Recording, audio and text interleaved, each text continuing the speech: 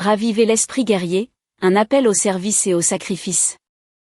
Rejoignez le secrétaire à la Défense Pete Hegseth alors qu'il discute de l'éthique guerrière et de l'importance du service.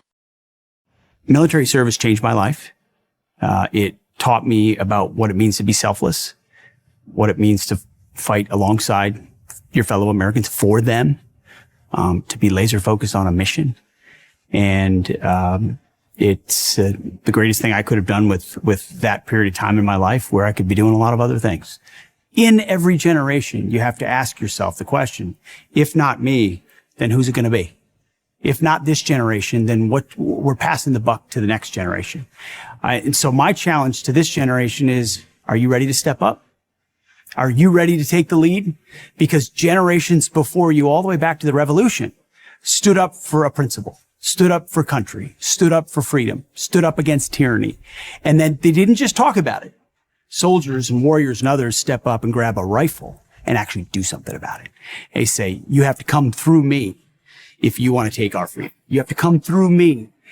They did it then, and they've done it in every successive generation. And are you able to step up to that task? Do you understand the purpose-driven life? Do you understand principles larger than yourself, that our rights are endowed by a creator, not from government? You don't have freedom without those willing to defend it. Part of the reason you should serve today is that we're getting back to basics.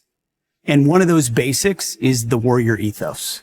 We're not doing the politically correct, social justice, ideological stuff that previous administrations did.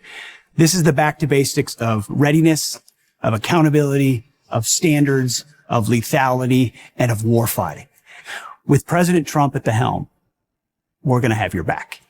We will have your back when we ask you to do difficult things. You will be equipped with the best equipment in the world. You will be given a clear and narrow mission that's focused on our country and our country's interests.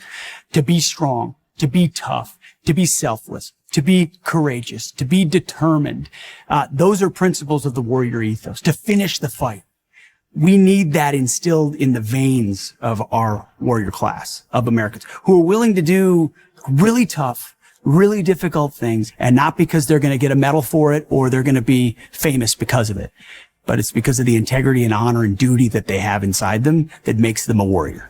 You see, the world looked at Joe Biden and felt like they could take advantage of America. We were chumps. We were weak. We were woke. We were focused on other things. They look at President Trump and they say, this is a guy who's serious, substantive. He's rebuilding the military, and I don't want to mess with him. Because if I go sideways on America, I might just get the business end. So the revival of the American spirit you see most directly in the revival of recruiting numbers. I mean, it was in the tank under Joe Biden, and now it's at historic highs. Tell me what changed. What changed is President Trump.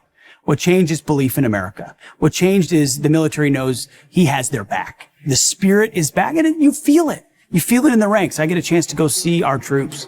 They're excited. They're proud to wear the uniform. It means a little more to them. Knowing the kind of leadership that they have. And that spirit obviously culminates at the 4th of July on Independence Day, when we all celebrate our country. That's the kind of spirit that President Trump has revived. This we will defend. That's the motto of the Army. He's revived that spirit. There's no such thing as over the top on the 4th of July. When you consider what those men did 249 years ago in signing that declaration, they were signing their own death warrant. Yet we don't have this blessing without that. So buy more fireworks, make them bigger. Buy more hot dogs, spend more time, celebrate the 4th of July. Do it big, because we are blessed to live in this country right now. I'm Pete Hegseth. I'm the Secretary of Defense, and may God bless our military and God bless our country.